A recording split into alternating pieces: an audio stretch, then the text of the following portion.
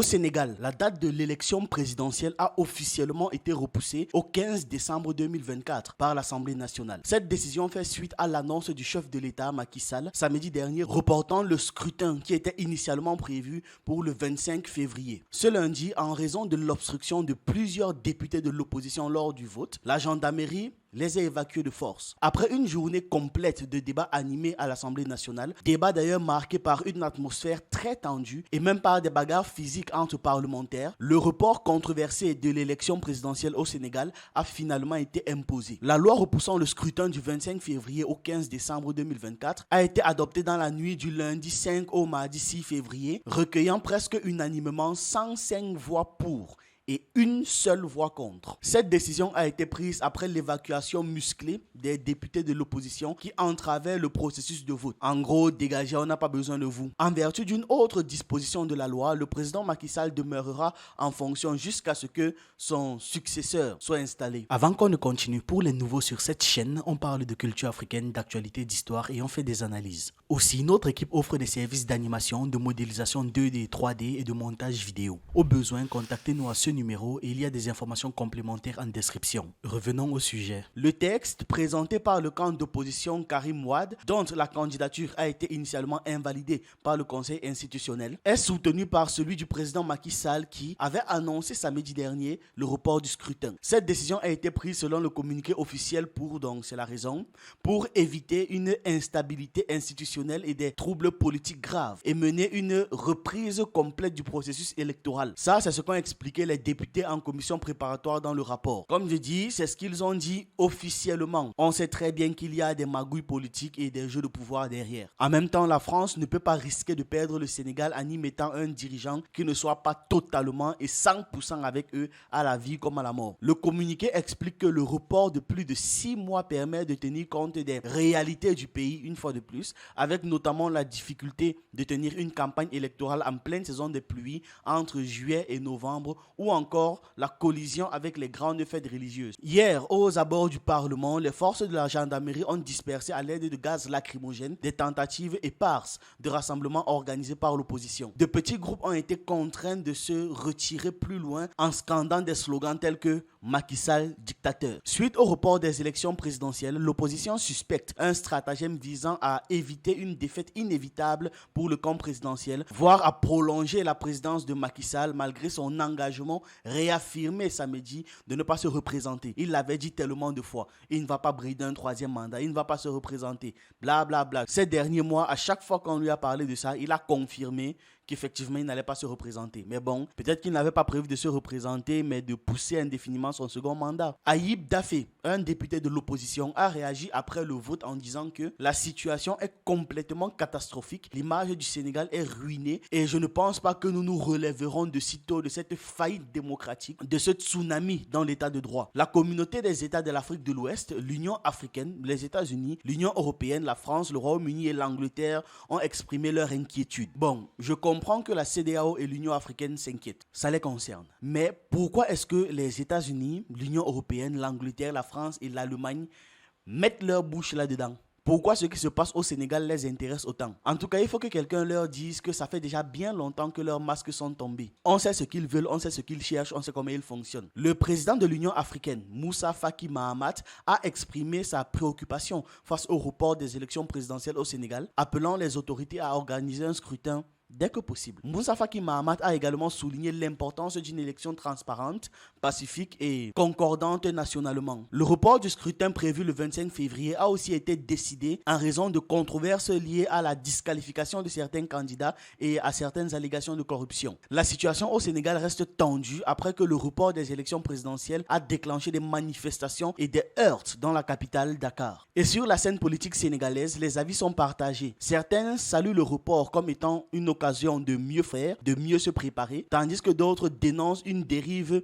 antidémocratique et redoutent la montée de l'instabilité. L'opposition dont les candidats ont été touchés par des disqualifications interprète ce report comme étant une tentative de prolonger le mandat présidentiel. Macky Sall, bien qu'il ait dit qu'il ne cherche pas de nouveaux mandats, a invoqué des conflits graves entre le Conseil constitutionnel et l'Assemblée nationale, créant des risques de contestation pré- et post-électorales. Il a également mentionné des cas de double nationalité parmi les candidats autorisés, soulignant des préoccupations constitutionnelles. La police, quant à elle, a réprimé des manifestants après le report des élections. Les manifestants se sont rassemblés dans Dakar après que les principales figures de l'opposition ont rejeté l'annonce du report des élections faites samedi. Les leaders de l'opposition avaient appelé des citoyens à défendre la démocratie alors que la CEDEAO, le bloc régional de l'Afrique de l'Ouest, prône le dialogue. Parmi les personnes arrêtées lors des manifestations dans la capitale figurent l'ancienne premier ministre Aminata Touré et Anta Babacar Ngum, l'un des candidats à l'élection présidentielle. Et ça ne s'arrête pas là. D'un côté, le gouvernement a coupé le signal de la chaîne de télévision privée Walf TV qui transmettait les manifestations en direct. Le Comité mondial pour la protection des journalistes a condamné la coupure du signal dans un message publié sur le réseau social X, exhortant les autorités sénégalaises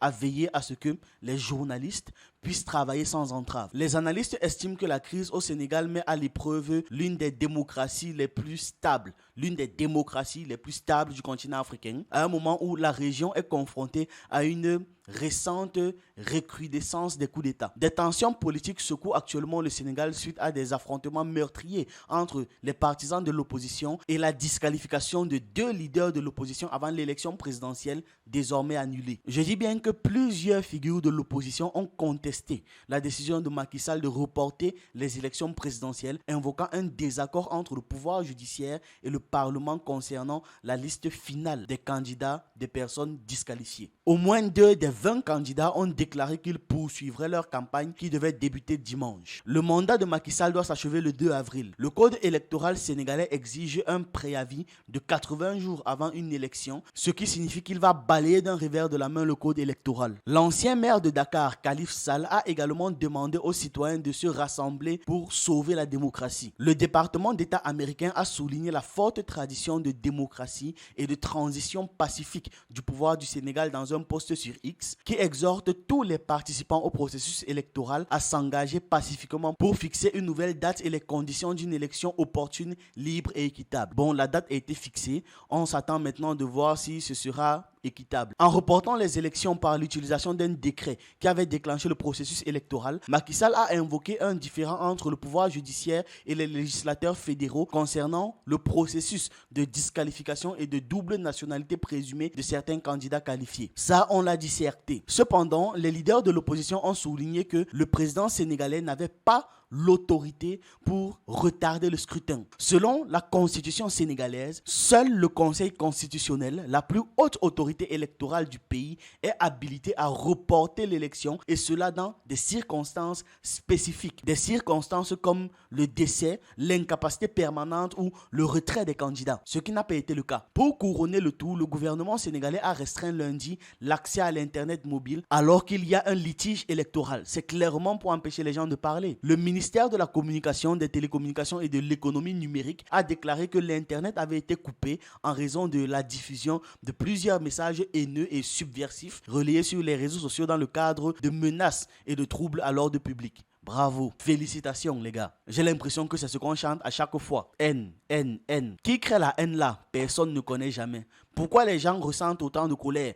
Personne ne connaît. Le Sénégal est en proie à des tensions politiques depuis au moins 1 an, avec notamment des affrontements meurtriers entre partisans de l'opposition et la disqualification de 2 dirigeants de l'opposition qui, selon la plus haute autorité électorale du pays, ne remplissaient pas les conditions d'éligibilité. En juin dernier, les autorités sénégalaises avaient également coupé l'accès à l'internet sur les téléphones portables lorsque les partisans d'Ousmane Sonko, leader de l'opposition disqualifié d'ailleurs, ont affronté les forces de sécurité. Les analystes estiment que la crise sénégalaise pourrait menacer davantage la stabilité de l'Afrique de l'Ouest à un moment où la région est confrontée à une recrudescence des coups d'État et à des menaces pesant sur les institutions démocratiques. Donc ce n'est pas impossible que Macky Sall dise aussi bientôt make noise. Le comportement de Macky Sall est risqué. Depuis 1963, les élections présidentielles au Sénégal ont toujours été organisées à la date prévue. Macky Sall, élu en 2012 et réélu en 2019, avait déjà inquiété les gens en laissant planer le doute pendant un certain temps sur ses intentions de brider un 3e mandat